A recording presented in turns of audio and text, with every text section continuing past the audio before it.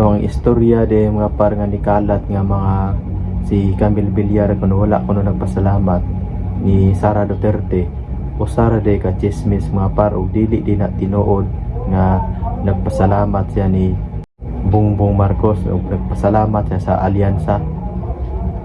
Usa de nakaada kong chismis mga par. So mayong adlaw kanatong tanan ug ilabi na gyud sa ako ang mga supporters diha sa ako mga subscribers. Daghan kayong salamat ninyo mga par ug mayong adlaw. So karon mga par, update ni Camille Villar kay gipas karon si Camille Villar mga par gisaway sa mga tao nga niputar niya kaysa niaging adlaw mga par sa proclamation sa iyang speech mga par. Wala kuno nagpasalamat si Camille Villar ni Sara Duterte. Wala kuno nagpasalamat sa pamilyang Duterte si Camille Villar. Kasi ang mga Duterte man kuno ang nakapadaog niya. Si Sara Duterte man kuno ang nakapadaog niya. Ug nga nung dito siya nagpasalamat kuno ni Bongbong Marcos. Laliman ka na mga par nga daghan kay nasuko ni Camille Villar.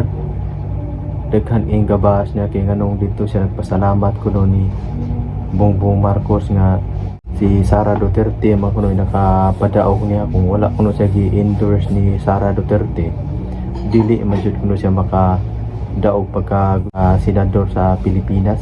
Kay og imong tan-awon mga par, tan-awar gud ang kay itong gipang endorse ni Bongbong Marcos ug naabay nakasuod sa mga alyansa di ba wala. Ang nakasuod sa alyansa mga par si kuan pagyud si kanang Erwin Tulfo, pero dili pagyud considered nga si Bongbong Marcos ang nakapadaog ni Erwin Tulfo. Kay kana si Erwin Tulfo mga par nang daan naman ang ilado, daan naman ang daghan ang nagsuporta ni Erwin Tulfo. Sa mo ta siguro mga par kung dito pa na siya ni linya sa PDP. Pero ang istorya de mga par nga nikalat nga mga si Camille Villar kuno wala kuno nagpasalamat ni Sara Duterte o Sara de ka chismis mga par og dili di na tinuod nga nagpasalamat siya ni Bongbong Marcos o nagpasalamat siya sa alyansa.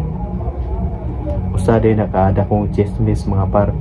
Kay mismo nakita na ko sa video ni ng attorney Ropel Banyok nga gi-interview sa ni Ropel nga wala man kuno siya nagpasalamat sa alyansa mga par. Wala man kuno siya nagpasalamat ni Bongbong Marcos.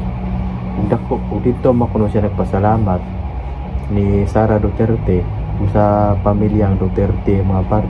Iboto mo guni nga isyo mga par nga si Camille Villar kuno nang wala kuno nagpasalamat ni Sara Duterte o dito kuno nagpasalamat ni Bongbong Marcos.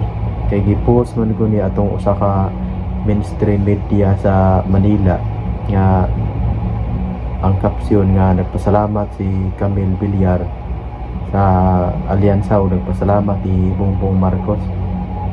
Kibaw tama par nga ang mga mainstream media karon kanang bias gid kaayo na sila og dili lang tanang mo tuo dayon og dali-dali ba kay kibaw tama par nga sa mga media karon nga sobra ka bias.